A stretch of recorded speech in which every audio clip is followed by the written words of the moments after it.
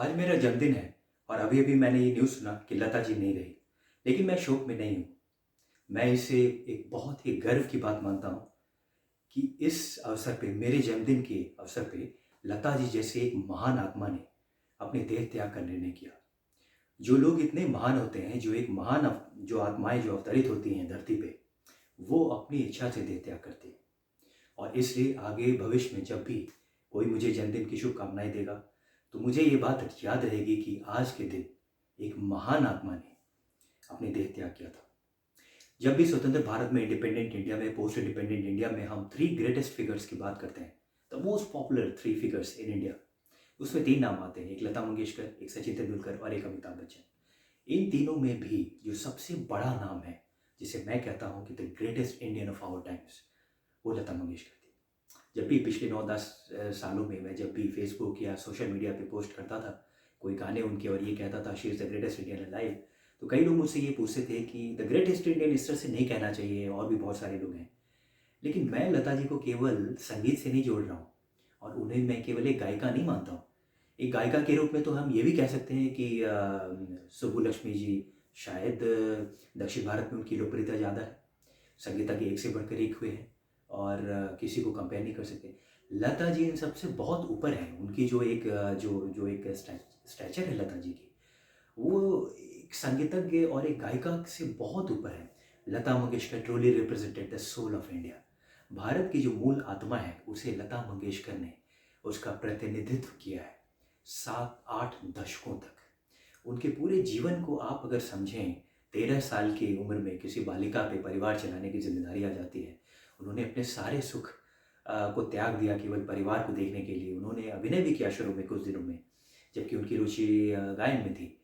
कई चीज़ें में उनके इंटरव्यू में उन्होंने कहा है, एक हँसते-हँसते कहा है, बहुत ही हँसमुख तरीके से कहा है कि दोबारा मुझे जन्म लेना पड़े तो मुझे लता मंगेशकर ना बनना पड़े, क्योंकि मैं ही समझ सकती हूँ कि मैंने क्या देखा है। और ये बहुत हँसते-हँसते उन्होंने कहा इस चीज़ को।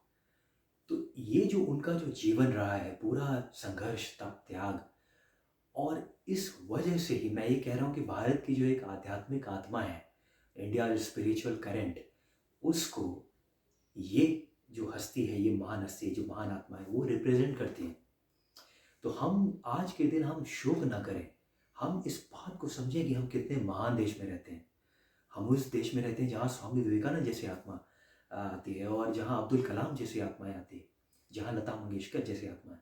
अब ये देखिए कि ये तीनों 3 अलग-अलग क्षेत्र के लोग हैं। एक योगी हैं, एक वैज्ञानिक हैं और एक कलाकार हैं। लेकिन हर क्षेत्र में, किसी भी क्षेत्र में जो भी हमारे यहाँ महान होता है, उनमें कुछ चीज़ें कॉमन होती है। और इसीलिए मैं कह रहा हूँ कि आज का दिन गर्व करने का दिन है और प्रेरणा लेने का दिन है। शोक मनाने का दिन ये नहीं है। कि वो जो कॉमन थिंग्स हैं, कभी उस पे विचार करें वो क्या है? कलाम साहब में और लता मंगेशकर में ये क्या कॉमन है? आप समझने की कोशिश करें इस चीज़ को। केवल अविवाहित रह जाना, वो बात मैं नहीं कह रहा हूँ। लेकिन आप इस चीज़ को कभी अगर सोचें, क्या पश्चिम में आप कभी इमेजिन कर सकते हैं कि कोई अपने एक आर्ट में इतना तल्लीन हो जाए कि वो आजीवन अविवाहित रह जाए? पुरुष के लिए अविवाहित रहना बहुत आसान है, लेकिन कोई महिला क्या अविवाहित रह सकती है कला के प्रति इतनी समर्पण हो कि पूरी ज़िंदगी आप उसके लिए अपना सर्वस्व समर्पण कर दें, झोंक दें। ये बाहर ये बात बहुत मुश्किल लगती है। शायद मैंने कोई उदाहरण देखा नहीं बाहर इस तरह। तो ये जो कुछ-कुछ चीज़ें हैं, जो उनकी जो सरलता, उनकी जो उनकी उनका त्याग, उनकी पर्सनैलिटी से ही हर कोई एक अजीब-सी एक उनके इर्द-गिर्द जो भी लोग आते थे, एक अजीब-सी ममता की किरण उन पे बरसती थी। तो ये उन्हें हर किसी ने 60, 70, 80 सालों तक उन्हें जो सम्मान मिला है, उसके पीछे कारण वही है कि वो जो उनका जो समर्पण है, जो जो त्याग है, जो एक इससे जो गरिमा उन्होंने जो भारत को भी दी है, वो भारत की मूल आत्मा है सच्चे अर्थों में। India's soul. इसीलिए मैं कह रहा हूँ कि she was the greatest of Indian times. और आज मैं देहांत के बाद नहीं कह रहा हूँ। मैं पिछले 8, 9, 10 सालों से कई बार इसे लिखता आया हूँ कि अगर मैं स्वतंत्र भारत में अगर 4-5 नाम गिनता हूँ, उसमें मैं सबसे पहले लता मंगेशकर को रखूँगा।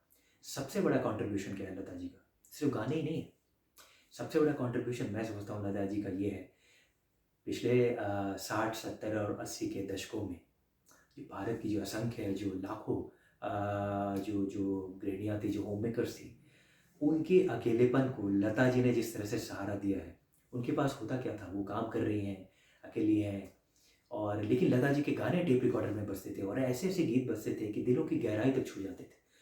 वो जो लता जी के गानों ने जो एक सहारा दिया है to to to millions of women in India, like a solace in their solitude, ये एक प्राइसलेस चीज़ है। इसे मैं सबसे बड़ी एक एक आर्टिस्ट की एक देन मानता हूँ, एक कॉन्ट्रीब्यूशन मानता हूँ लता जी को।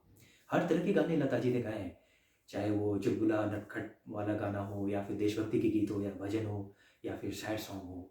आप कोई भी उनके आप गीत को सुनेंगे, आपको एक गहराई महसूस होगी। तो इसीलिए मैं ये कह रहा हूँ कि आज खासकर युवा पीढ़ी से हमें ये समझना पड़ेगा कि शौक मनाने का समय नहीं है, ये प्रेरणा लेने का समय है। और आज प्रेरणा लेकर हम एक कदम जो उस दिशा में चल सकते हैं वो ये कि हम इसके तरफ वापस लौटें। इससे मेरा मतलब हारमोनियम नहीं है, क्लासिकल म्यूज़िक भी नहीं है। किसी भी क्षेत्र, किसी भी कला, साहित्य, खेल, किसी भी क्षेत्र में जो उसकी मूल आत्मा होती है, उसके पीछे समर्पण, किसी भी एक विषय से हम डिवाइन से कनेक्ट हो जाते हैं। और music is the best way to connect to the divine. यही लता जी ने दिखाया है।